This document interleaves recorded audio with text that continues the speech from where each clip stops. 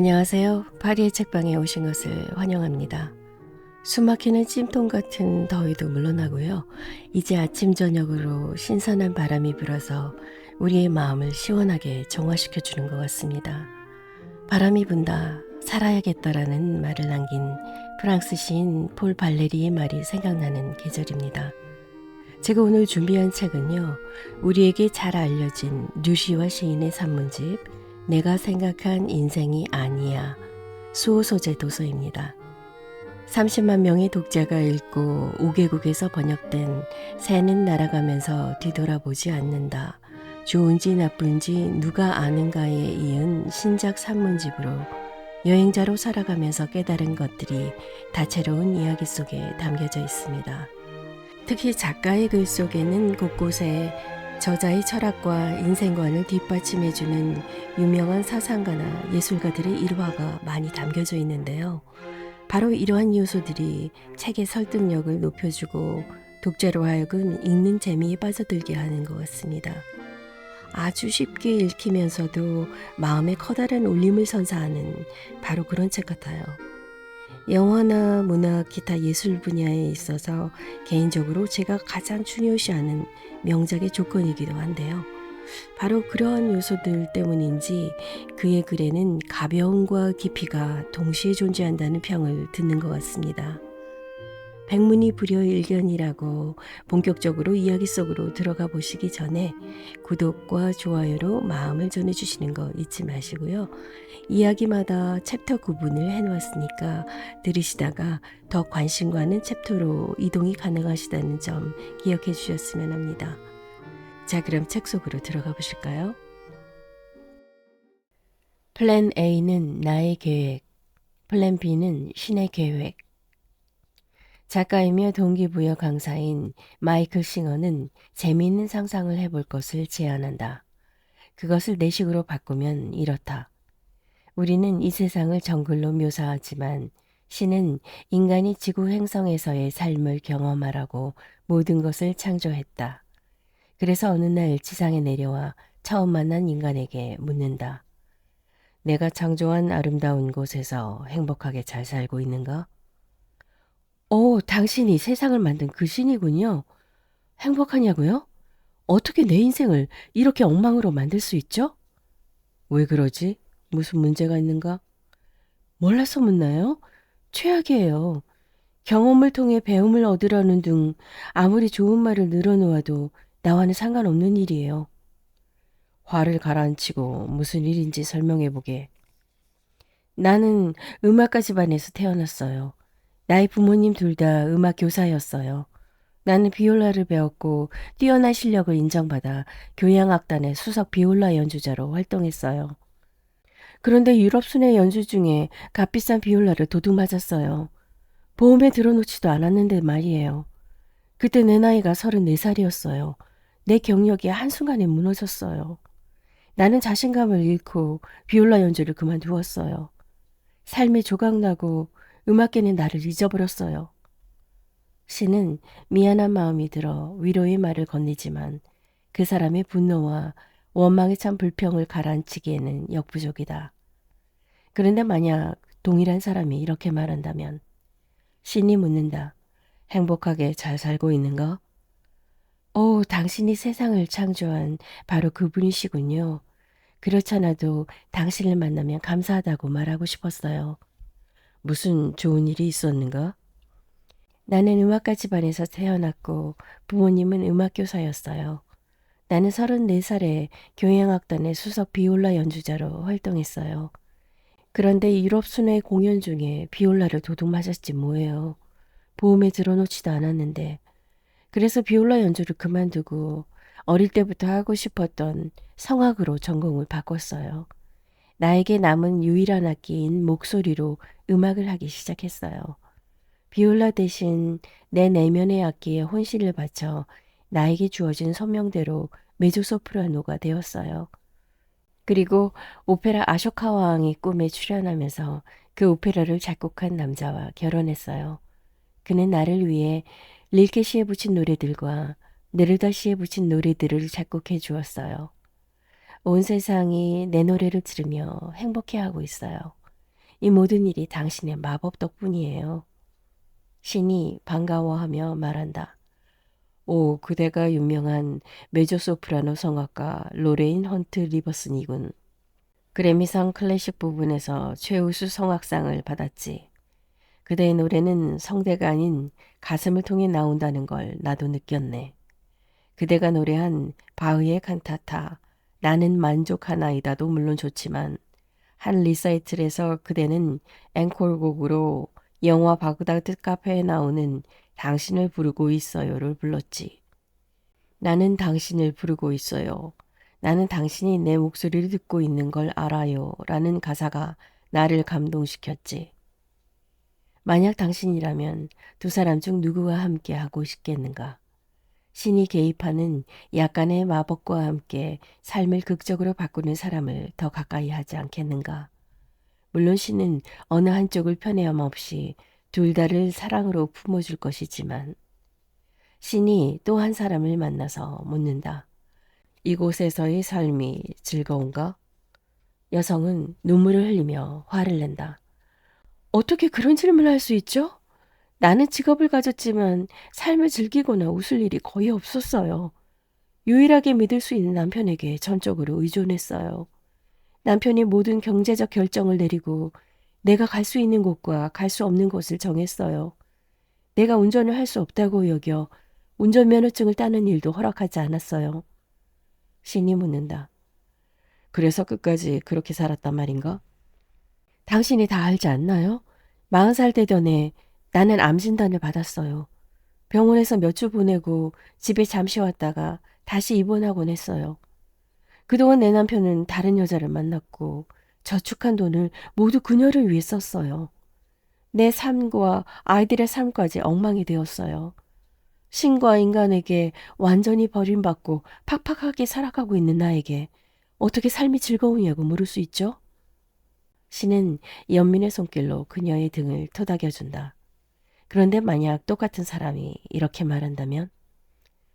당신도 알다시피 모든 것을 남편에게 의존해서 살던 나는 40살 되던 해 암 진단을 받았어요. 내가 입원을 반복하며 치료를 받는 동안 남편은 다른 여자를 만났고 내 삶과 아이들의 삶이 엉망이 되었어요. 갑자기 나는 잃어버린 것만 같았던 내 삶이 마침내 나 자신의 것이 되어야 한다고 느꼈어요. 두려웠지만 먼저 아이들을 데리고 어머니 집으로 이사한 후 병원 치료를 마쳤고 다행히 치료가 성공적이었어요. 그리고 이혼 서류를 제출했어요. 그런 다음 아이들과 함께 새 삶을 시작했어요. 운전면허를 따고 처음으로 여름 휴가지를 내가 결정했어요. 사람들은 나의 내면뿐만 아니라 외모까지 달라졌다고 말해요. 마치 상을 받은 것처럼 나 자신을 이해하고 존중하게 되었어요. 이 모든 일이 당신의 마법 덕분이에요. 내가 아는 사람의 실제 이야기이다. 신은 비극과 상실을 일으켜 우리의 삶을 돌아보게 한다. 그렇게 우리가 깨달음을 얻고 가슴이 원하는 삶으로 나아가게 한다. 우리를 기다리고 있는 삶을 살기 위해 우리는 자신이 계획했던 삶을 기꺼이 놓아주어야 한다. 조세 캠벨. 우연을 거부하는 것은 신의 계획을 무효화시키는 것과 같다. 인생은 길을 보여주기 위해 길을 잃게 한다. 돌아가는 길투성이의 인생에서 뜻대로 되지 않는 일과 행복한 일은 동시에 일어난다. 플랜 A보다 플랜 B가 더 좋을 수가 있다가 아니라 더 좋다. 플랜 A는 나의 계획이고 플랜 B는 신의 계획이기 때문이다. 자기 앞에 놓인 길을 볼 수 있다면 여행자들 사이에 오가는 이야기가 있다. 5명의 여행자가 론리 플래닛 가이드북을 들고 사막지대를 도보로 횡단하는 중이었다. 붉은 사암으로 이루어진 독특한 풍경을 감상하며 걷느라 길을 잃었다. 벌써 도착해야 할 그들이 향하고 있는 마을은 어디에도 보이지 않았다. 지도는 방향을 알고 있을 때만 유용할 뿐 방향 감각을 잃었을 때는 쓸모가 없다. 앞서 지나간 이들의 발자취를 살폈으나 사방으로 이어진 낙타 발자국뿐이었다. 가이드북에 얼굴을 파묻고 있던 사람이 말했다. 왼쪽으로 가야만 해. 내 직감이 그쪽으로 가라고 말하고 있어. 내 직감은 항상 옳았어. 그는 배낭끈을 조이고 왼쪽 방향으로 떠날 준비를 했다. 또 다른 사람이 신발끈을 고쳐매며 말했다. 아니야, 오른쪽으로 가야만 해. 길을 잃었을 때 오른쪽 방향으로 가야 실패할 확률이 적다고 점성학 책에 적혀 있었어. 세 번째 사람은 지도를 든 손으로 정면을 가리키며 말했다. 엉터리 철학은 믿지 마. 길을 잃으면 무조건 똑바로 가야만 하는 거야. 여행 성공 사례들을 몰라? 우왕좌왕하면 더 방향을 잃게 돼. 앞으로 돌진하려는 그를 붙잡으며 네 번째 사람이 말했다. 다들 무모하게 운에 맡기려 하는군. 이럴 때는 왔던 곳으로 돌아가야만 해. 그것이 가장 안전한 길이야. 이때 그들 중에서 가장 지혜로운 척하는 다섯 번째 사람이 말했다. 여기서 어리석게 낙타똥이나 밟으면서 논쟁하지 말고 나를 따라와. 내가 길을 보여주겠어. 그는 무리를 데리고 근처의 높은 사암 언덕으로 기어 올라갔다. 언덕 정상에 이르자 저 멀리 마을이 보이고 초록이 어른거렸다. 일행은 환호성을 질렀다. 그리고 지름길을 택해 목적지로 향했다. 당신도 나처럼 이렇듯 해피엔딩으로 끝나는 이야기를 좋아하겠지만 사실 이 결론은 내가 지어낸 것이다. 실제 이야기는 다음과 같다. 왼쪽으로 떠난 첫 번째 사람은 몇 번 방향을 잃은 끝에 한 무리의 상인을 만났다. 그들과 함께 낙터를 얻어 타고 여러 마을을 여행하며 현지 언어를 익히고 무엇과도 바꿀 수 없는 의미 있는 시간을 보냈다. 태양의 뜨거운 열기로부터 보호해준 핑크색 터번은 그 여행이 준 선물이었다. 오른쪽 방향으로 떠난 사람 역시 길을 헤매며 사막의 밤을 지배하는 맹수들과 싸우고 황무지의 새벽 풀잎에서 물방울을 받아 마셨다. 그 경험을 통해 자기만의 생존법을 익혔다. 점성학 책에 의존하던 섬약한 정신은 몰라보게 강한 영혼으로 거듭났다.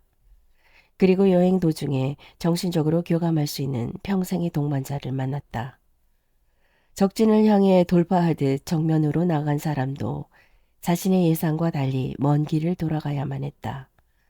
직선거리라고 생각했던 것이 실제로는 우회로였고 어떤 경우에는 우회로가 가장 가까운 직선거리였다. 계획에 없던 길을 만날 때마다 돈으로 살 수 없는 값진 경험을 했다. 안전을 찾아 자신이 왔던 길로 방향을 되돌린 사람도 다르지 않았다. 도중에서 한 무리의 수상쩍은 여행자들을 만났고 그들은 우물쭈물이라는 별명을 가진 그에게 모험 가득한 삶을 선사하기 위해 나타난 신의 메신저들이었다. 그들에게 끌려다니면서 뼈 빠지는 고생을 했으며 빠진 뼈를 다시 맞추는 방법을 터득했다. 삶을 멀리 내다보는 시야를 얻기 위해 언덕으로 올라간 사람은 어떻게 되었는가? 그가 오른 언덕은 멀리 내다보기에는 아직 너무 낮았거나 신기루에 불과했다. 그래서 그는 더 올라가야 했고 자기 타협을 통해 그곳에 안주할까도 생각했지만 계속 더 올라갔으며 지금도 계속 올라가는 중이다. 그러면서 차츰 깨닫고 있다. 잘못된 여행은 없으며 모두가 각자의 여행을 통해 자기 앞에 생을 살아가고 있다는 사실을. 이것은 옳고 그름에 관한 것이 아니다. 자신의 길을 여행하고 자신만의 경험을 하는 것에 관한 이야기이다. 각자의 길보다 옳고 진실한 여행은 없다. 목적지에 관계없이 여행은 그 자체로 보상이다. 우리가 어떤 방향을 계획하든 삶은 다른 길을 준비해 놓고 있다. 게스트하우스 옥상 카페에서 두 여성이 다음 행선지를 놓고 경론을 벌였다. 그러다가 두 사람은 여행 경험자로 보이는 나에게 조언을 구했다. 나는 그들이 후보로 정한 장소를 여행했었지만 중립적인 의견만 말할 수 있었을 뿐이었다. 다음날 아침에 보니 한 여성은 배낭을 메고 떠났고 다른 여성은 그대로 남았다. 남은 여성은 나를 볼 때마다 조언을 구했다. 마음이 이끄는 대로 떠나는 것이 어떻겠느냐고 권했더니 그녀는 드문 기회를 얻어서 온 여행을 실패하고 싶지 않다고 했다.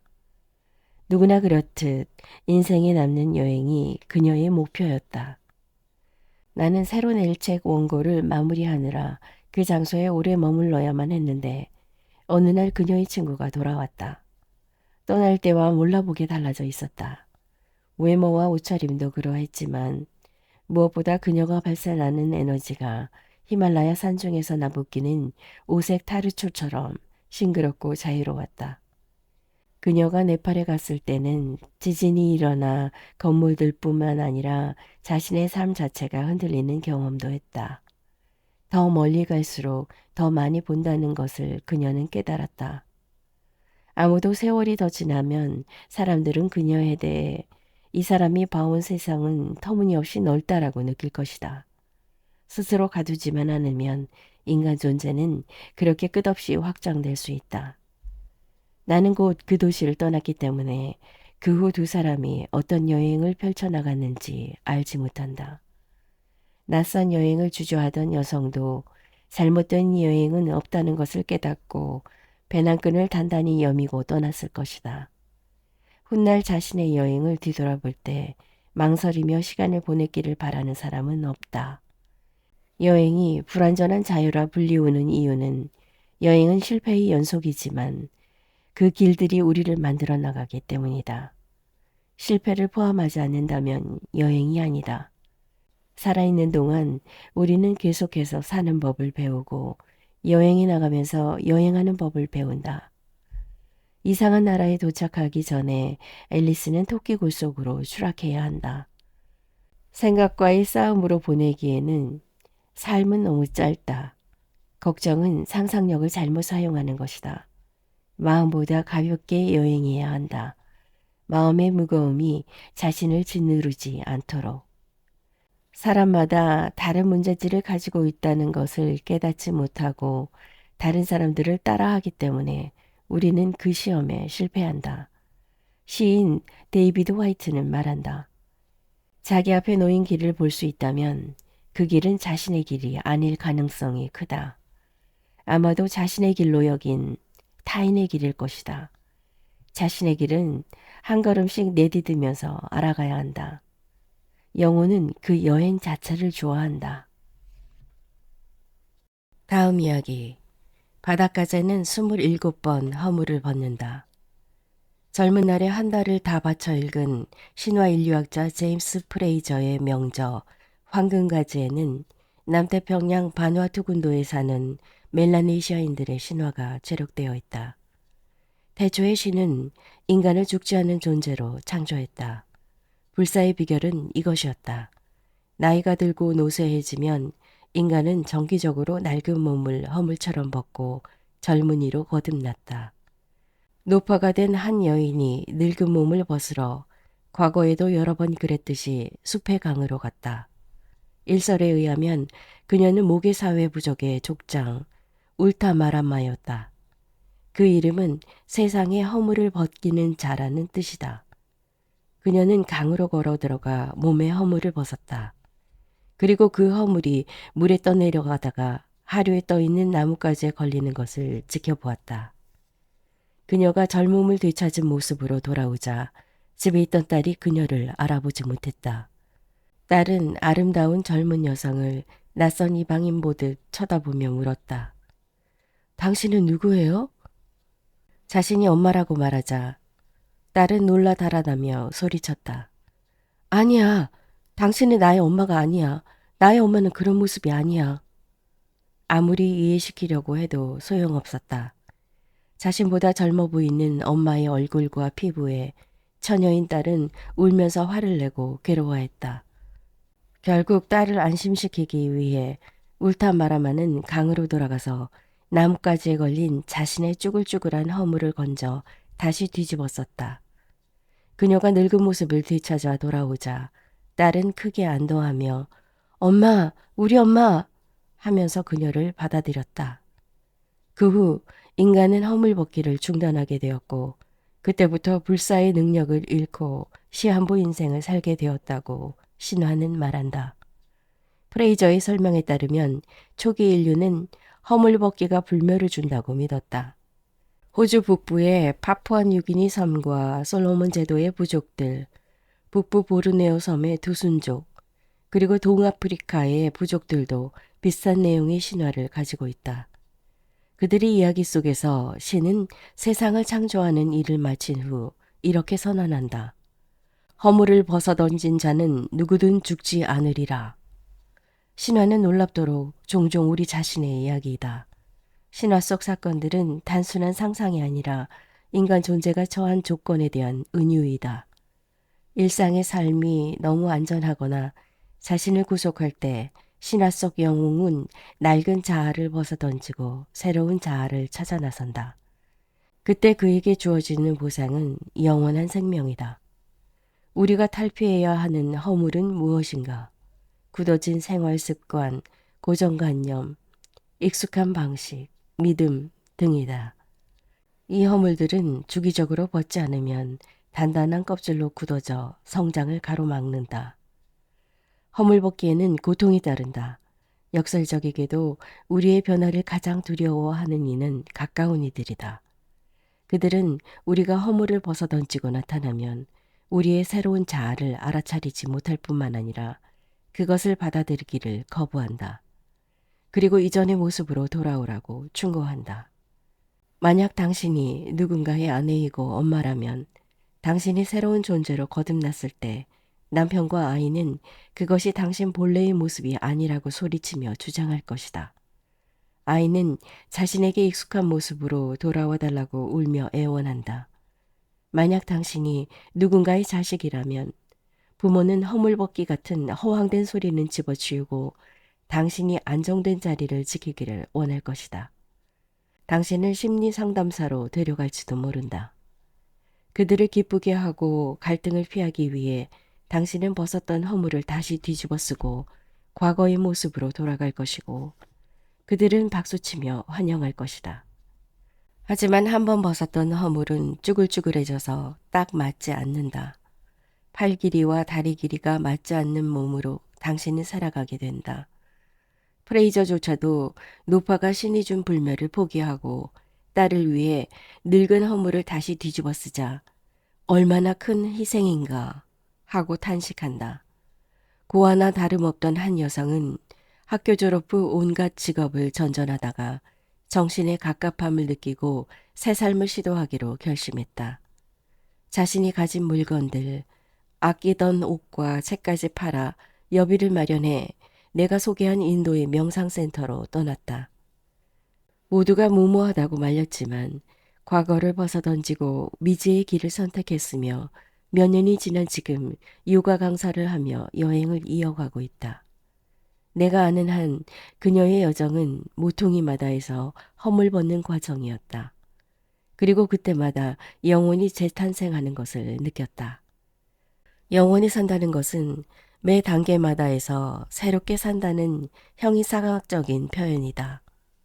우리가 랍스터라고 부르는 바닷가새는 딱딱한 껍질 안에서 사는 부드럽고 말랑말랑한 생명체이다. 그 딱딱한 껍질은 절대로 커지지 않는다. 바닷가재가 성장함에 따라 그 껍질이 몸을 점점 조여오고 당연히 바닷가재는 매우 불편한 상황에 놓이게 된다. 그렇게 되면 바닷가재는 포식자의 위험으로부터 자신을 보호할 수 있는 안전한 바위 밑으로 들어간다. 그곳에서 자신의 껍질을 벗고 새로운 껍질을 만든다. 하지만 바닷가재는 계속 성장하기 때문에 얼마 지나지 않아 그 껍질마저 불편해진다. 그러면 또다시 바위 밑에서 껍질을 벗고 새로운 껍질을 만든다. 이 과정을 27번 반복한다. 자신도 모르게 계속 자라고 있었기 때문에 바닷가재는 전에는 자각하지 못하던 압박감과 불편함을 느끼게 되고 이 불편함이 탈피와 성장의 계기가 되는 것이다. 자신의 그러한 느낌을 부정하고 원래의 일상으로 돌아간다면 성장을 멈추는 것이 된다. 랍비이며 정신과 의사인 아브라함 제이 투어스키는 이 바닷가재 이야기를 하면서 만약 바닷가재에게 의사가 있다면 불편함을 느끼자마자 의사에게 가서 신경안정제를 처방받아 먹고 기분이 괜찮아질 것이라고 전곡을 찌른다. 그래서 통증이 있음에도 결코 자신의 껍질을 벗지 않을 것이며 절대로 성장하지 못할 것이라고. 통증을 치유하는 유일한 방법은 통증을 외면하지 않는 것이고 그 통증을 거치면서 성장하는 일이다. 투어스키 박사는 말한다. 불편함과 갑갑함을 느끼는 시간들은 당신이 성장할 시기가 되었음을 알려주는 신호이다. 이 역경을 제대로 활용하면 그것을 통해 성장할 수 있다. 다음 이야기. 평범한 사람이 특출난 사람을 이기는 방법. 이유는 잘 모르지만 나는 새와 잘 연결된다. 20대 중반 서울 수유리에 살 때 날마다 북한산을 올랐는데 새들이 나무에서 나무로 나를 따라다니며 지적이었다. 새들의 눈에도 이상한 행색인지라 경계한 걸까? 신촌에 있던 가타 명상센터에서 공동체 생활을 할 때도 집둘레 나무에서 온갖 새가 노래를 해서 명상을 방해할 정도였다. 30대 초반 제주도에서 2해 살았는데 집 근처에 수십 마리의 새가 날아오는 나무 한 그루가 있었다. 가까이 가서 살펴보았으나 그 나무에는 새들이 앉는 이유를 알 수 없었다. 인도와 네팔에서는 생전 처음 보는 온갖 이국의 새들이 겐지스 강변이든 히말라야든 가는 곳마다 따라다니며 새벽잠을 깨웠다. 마치 나를 향한 흠모의 노래 경연을 여는 분위기였다. 부스스한 머리를 하고 방 밖으로 나오면 새들이 비명을 지르며 나뭇가지 사이를 뛰어다녔다. 어딜 가나 이놈의 인기라니. 신종 코로나19 감염병이 세상을 휩쓴 3년은 서귀포에서 새들과 동거했다. 돌집 주변 나무에서 새벽부터 밤까지 새들이 지적이었다. 박새, 직박구리, 휘파람새, 소쩍새, 일명 귀신새인 호랑집박귀, 동박새, 일부 다처제인 꾸엉까지. 어디 그뿐이라 눈빼꼬미새, 고개 삐딱새, 뒷머리 긴 새, 울대 막힌 새도 날아왔다. 인터넷에서 굳이 검색할 필요는 없다.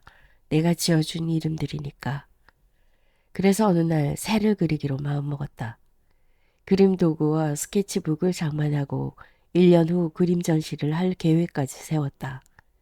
전시의 제목도 그럴듯한 시인이 사랑한 새. 더도 말고 완벽하게 30작품만 그리기로 했다. 결론적으로 말해 계획은 실패했다. 실패의 원인은 다른 데 있지 않았다. 완벽하게 그리려고 하는 데 있었다. 내가 좋아하는 제리 율스만이라는 사진작가가 있다. 독특한 흑백 이미지들로 현실과 상상의 경계를 표현하는 몽타주 사진 기법의 대가이다. 플로리다 대학교 사진학과에서 가르칠 때 율스만은 수업 첫날 수강생들을 2그룹으로 나누었다.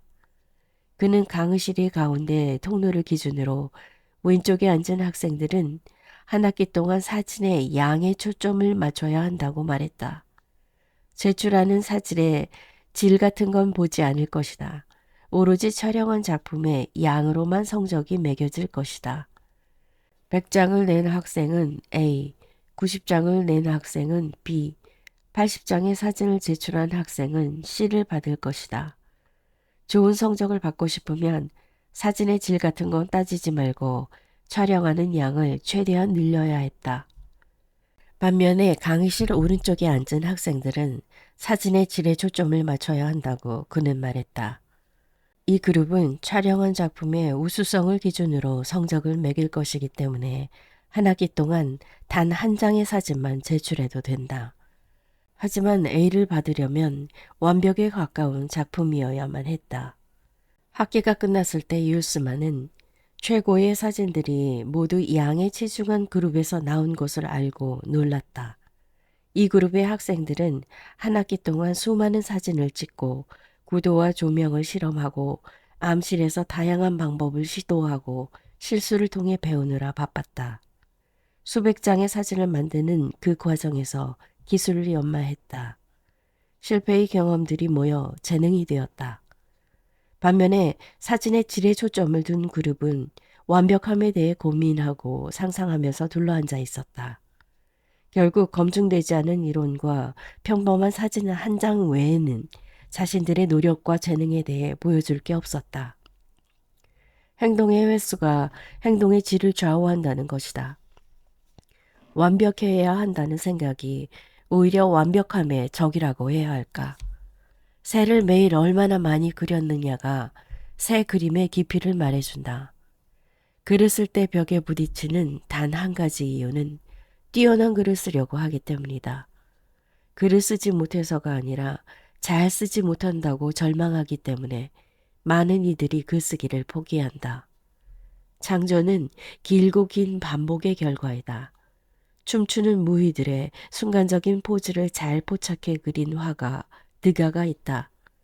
바람이 분다 살아야겠다는 구절로 유명한 시인 폴 발레리가 23살 때 60살의 드가를 만난 일화를 책 드가 춤 대생으로 썼다.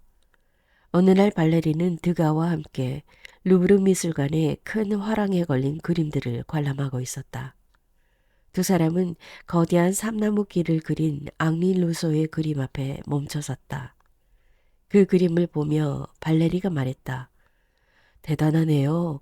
하지만 이 많은 삼나무 잎들을 그리면서 화가는 자신이 얼마나 한심했을까요? 정말 지겨운 일이었을 거예요. 드가가 발레리에게 말했다. 그런 말 말게. 지겹지 않으면 즐겁지 않을 테니까. 드가의 그 말이 나는 마음에 들었다. 발레리가 썼듯이 오랫동안 되풀이되는 별로 다를 것 없는 동작에 의해 이루어지는 모든 작업이 그림에도 글쓰기에도 적용된다. 우리에게 부족한 것은 시간이 아니라 집중이다. 반복해서 하는 행위가 우리의 삶을 결정짓는다. 아리스토텔레스의 말처럼 특출함은 행위가 아니라 습관의 결과이다. 창조적이 되는 비밀은 창조적이 될수록 더 창조적이 된다는 것이다. 무엇인가를 창조하려면 자신이 틀릴 수도 있다는 두려움을 버려야 한다. 미국 팝아트 선구자 앤드 워홀은 말했다. 예술작품을 만든다는 생각을 하지 말고 그냥 완성하라. 그것이 좋은지 나쁜지 좋아하는지 싫어하는지는 다른 사람들이 결정하게 두라. 그들이 결정하는 동안 더 많은 작품을 만들라. 진실하게 새 그림을 그릴 수 있다면 그만큼 자신과 가까워진다. 새를 그리는 것이 나를 진실하게 만든다는 것을 나는 느꼈다. 우리가 지치는 것은 일을 너무 많이 하기 때문이 아니라 내면에서 빛을 발하는 기쁨 없이 일하기 때문이라는 말이 있다. 그것을 조세 캠벨은 이렇게 말했다. 당신이 해야만 할 일을 놀이로 하라. 그림에 관한 글이니까 폴 세잔의 이야기도 포함시켜야겠다. 세잔은 청년 시절 파리의 살롱에서 번번이 떨어졌다. 놀라지 말라. 드가, 르누아르, 모네도 매번 떨어졌으니까. 10년 동안의 조롱과 야유를 견디다 못해 낙향한 세자는 기존 미술계의 기준을 따르지 않고 자신만의 길을 걷기로 결심했다. 그리고 선언한다. 사과 하나로 파리를 놀라게 하겠어. 그는 끝없이 정말로 끝없이 사과를 그렸다.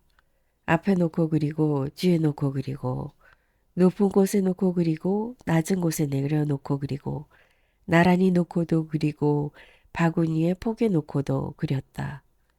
하나만 놓고도 그리고 10개를 놓고도 그렸다.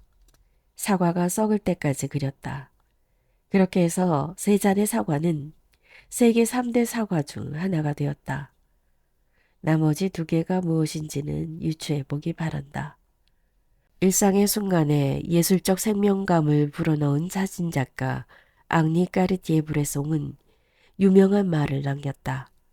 평생 삶의 결정적 순간을 찍으려 발버둥 쳤으나 삶의 모든 순간이 결정적인 순간이었다. 평범한 사람이 특출난 사람을 이기는 유일한 방법은 한 가지를 죽어라고 하는 것이라는 말이 있다. 이 문장에 재미있게라는 단어를 넣으면 더 완벽할 것이다. 평범한 사람이 특출난 사람을 이기는 유일한 방법은 한 가지를 재미있게 죽어라고 하는 것이다. 그때 좋아하는 것이 세상과의 유쾌한 승부가 된다. 1등을 하는 사람보다 재미있는 2등을 하는 사람이 나는 더 좋다. 내일부터 매일 새 그림을 그리고 또 그리겠다. 새 그림 하나로 나 자신을 놀라게 하고야 말겠다. 다음 이야기. 당신도 누군가를 꼭 피어나게 할 수 있다. 변신과 심판의 작가 프란츠 카프카는 체코 프라하의 유대인 가정에서 태어나 인생 초기부터 아웃사이더였다. 그 당시 프라하의 유대인들은 체코어가 아닌 독일어를 사용했기 때문에 체코인으로도 독일인으로도 인정받지 못했다. 또한 카프카 자신은 종교에 대한 생각의 결이 달라 유대인 공동체에서조차 주변인이었다. 자수성가한 아버지는 카프카에게 자주 분노를 쏟아붓고 아들이 문학 속으로 도피하는 것을 경멸했다. 카프카는 매사에 군림하려 드는 아버지와 많은 갈등을 겪었으며 사회불안장애와 신경질환에 시달렸다. 한 인간의 내면을 한두 문장으로 정의하기는 어려우며 무엇이 그의 삶을 뒤흔들었는지 정확히 알 수는 없으나 카프카는 젊은 시절부터 불안과 절망에 사로잡혀 약혼과 파혼을 반복했을 뿐 평생 누구와도 결혼하지 못했다. 세상을 떠나기 1년 전 폐결핵을 앓던 카프카는 요양을 겸해 독일 베를린에서 지냈다. 하루는 베를린 근교의 공원을 산책하다가 어린 소녀를 만났다. 소녀는 벤치에 앉아 슬프게 울면서 망연자실해 있었다. 우리는 왜 우는가? 영혼에 물을 줌으로써 성장하려는 걸까? 무슨 일이냐고 묻자 소녀는 자신이 가장 좋아하는 인형을 잃어버렸다고 했다. 소녀와 함께 주위를 살펴보았지만 나무 밑과 풀숲 어디에도 인형은 보이지 않았다. 카프카는 소녀에게 내일 그곳에서 만나 다시 찾아보자고 달랬다. 다음 날도 인형은 발견되지 않았다. 실망해서 고개를 떨구고 있는 소녀를 위로하며 카프카는 말했다. 사실 너의 인형은 여행을 떠났어. 소녀가 물었다. 그걸 어떻게 알아요? 카프카는 말했다. 인형이 너에게 전해달라며 편지를 보냈어. 소녀는 믿지 못하는 표정이었다. 그 편지를 가지고 있느냐는 소녀의 질문에 카프카가 대답했다. 미안해. 지금은 나에게 없어. 깜빡 잊고 집에 놓고 왔어. 내일 꼭 가지고 올게. 소녀는 눈물을 매단 채 카프카를 바라보았다. 의심과 호기심이 뒤섞인 눈빛에 카프카는 부드러운 미소를 지어 보이며 소녀와 헤어졌다. 집에 돌아온 카프카는 곧바로 자신의 책상으로 가서 인형 대신 편지를 쓰기 시작했다. 백지 위에 몸을 기울인 카프카의 자세는 작품 쓸 때처럼 진지함 그 자체였다. 그는 그 일을 놀라울 만큼 중요하게 받아들였고 여자아이를 결코 실망시키고 싶지 않았다. 꾸며낸 이야기지만 진실하게 쓰면 소녀의 상실감을 다른 차원의 상상으로 채워줄 수 있을 것이라 믿었다. 글을 쓸 때 세상의 모든 작가가 같은 믿음을 마음에 품듯이. 다음 날 카프카가 편지를 들고 공원으로 가자 소녀는 약속대로 기다리고 있었다.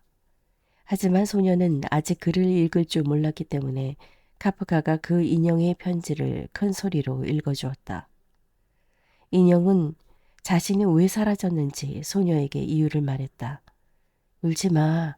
나는 슬픈 이유로 사라진 것이 아니야. 잠시 지금의 장소를 떠나 새로운 세상을 보기 위해 여행을 떠났어. 그리고 인형은 소녀에게 자신의 몸에 대해 날마다 편지를 쓰겠다고 약속했다. 그런 식으로 둘의 만남은 몇 주 동안 이어졌으며 인형은 카프카라는 작가의 마음을 빌어 자신이 경험하는 나날의 모험에 대해 이야기해 나갔다. 카프카는 우체부 역할을 하며 하루도 빠짐없이 공원으로 가서 소녀에게 인형의 편지를 읽어주었다. 편지가 거듭되면서 인형의 자아도 점차 성장해 나갔고 학교에 다니고 전 세계를 여행하면서 다양한 사람을 만났다. 며칠 후 소녀는 인형을 잃어버렸다는 사실을 잊었으며 그 대신 카프카가 들려주는 상상 속 이야기에 몰입하게 되었다. 그 몰입이 그녀의 마음을 새로운 차원으로 바꿔놓았다. 인형의 모음이 담긴 편지들은 카프카에게 문학작품을 쓸 때만큼이나 진정 어린 글쓰기 그 자체였다. 아이를 교묘하게 속이는 것이 되어서는 안 되고 허구의 이야기가 진실한 울림을 통해 생동감 넘치는 현실로 바뀌어야 하기 때문이었다. 그렇게 3주가 지났을 때 소녀의 슬픔은 완전히 치유되었다. 마지막 날 카프카는 마침내 베를린으로 돌아온 인형. 실제로는 카프카가 소녀를 위해 산 마지막 선물을 손에 들고 소녀 앞에 나타났다. 소녀가 놀라며 말했다. 내 인형과 전혀 안 닮았어요. 카프카는 소녀에게 인형이 쓴 또 다른 편지를 건넸다. 내 여행이 나를 변화시켰어. 어린 소녀는 행복하게 새 인형을 껴안고 집으로 데려갔다. 카프카는 인형의 인격으로 소녀에게 마지막 편지를 쓰면서 그녀가 언젠가는 결혼할 것이고 새로운 삶을 시작할 것이라고 알리면서 다음의 말로 이야기를 맺었다. 너도 이해할 거야. 우리가 언젠가 다시 만날 수 없으면 그때는 마음에서 서로를 보내주어야 한다는 것을. 그로부터 몇 달 후 카프카는 너무도 이른 나이에 세상을 떠났다. 여러 해 지나 어른이 된 소녀는 인형 속에서 카프카의 서명이 적힌 편지 한 장을 발견했다.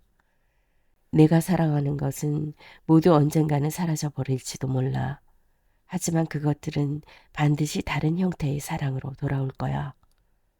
이 일화는 세계문학사에서 인간 존재의 불안한 상황을 가장 깊이 파헤친 열에 들뜬 고독과 과민한 신경을 안고 평생을 산 작가가 보여준 친절의 행위이다. 그것도 병에 시달리던 만년에 한 소녀의 슬픔을 승화시키기 위해 자신의 재능을 쏟아 마법 같은 작품을 만들어내었다. 창작에 몰두하는 것 못지않게 다른 인간과 연결되는 것, 다른 영혼에게 관심을 기울이는 것 역시 중요한 일이다. 민족학자이며 정신분석학자인 클라리사 핀콜라 에스테스는 말한다. 우리의 임무는 세상 전체를 한꺼번에 구원하는 것이 아니라 우리의 손이 닿을 수 있는 부분부터 손을 뻗어나가는 것이다. 한 영혼이 슬퍼하는 다른 영혼을 돕기 위해 하는 작고 조용한 일은 큰 의미를 갖는다. 인간 모두는 좋아하는 인형을 잃어버리고 울고 있는 소녀와 같을 때가 있다. 나에게는 카프카가 남긴 명작 소설들 못지않게 그가 행한 이 친절한 행위로 더 기억된다. 삶을 예술로 만드는 네가 진정한 예술가이다. 한 사람으로 하여금 자신이 환영받는다고 느끼고 자신의 이야기를 귀 기울여 들어준다고 느끼고 지지받는다고 느끼게 하는 것만큼 위대한 일은 없다. 친절은 상담료를 받지 않는 심리치료이다. 칼 융이 말했듯이 모든 이론을 알고 심리 기법에 통달한다 해도 한 인간 영혼을 대할 때는 단지 따뜻한 인간이 될 수 있어야 한다. 상실의 깊이는 저마다 다를지라도 그 상실감은 다른 형태로 다가오는 사랑에 의해 회복될 수 있다. 불완전한 인간을 완전하게 만드는 것은 사랑이다. 이 이야기는 카프카의 마지막 연인으로 베를린에서 동거했고 날마다 그 공원을 함께 산책한 도라 디아만트가 프란츠 카프카와의 생활을 소개하면서 세상에 알려졌다. 도라는 예민한 카프카와 함께 지낼 수 있었던 유일한 여성이다. 작가 무라카미 하루키도 인터뷰에서 이 이야기를 언급했고 폴 오스터의 소설에도 등장한다. 우리의 삶은 자신의 세계를 넓혀준 사람을 몇 번이나 만나는가에 따라 방향이 정해진다. 마음을 닫아버리고 싶을 정도로 불안한 세상이지만 그럼에도 인간이라는 존재의 의미는 관계에서 찾아진다. 나는 이 이야기에서 카프카를 나로 바꿔 읽는 상상을 한다. 슬픔에 젖어 있는 소녀를 위해 인형의 편지를 쓰고 있는 사람이 나 자신인 것처럼. 삶을 꽃피우는 방법에는 두 가지가 있다. 하나는 스스로 꽃을 피우는 일이고 또 하나는 다른 사람의 삶이 꽃 피어나도록 돕는 일이다. 당신도 나도 누군가를 꽃 피어나게 할 수 있다.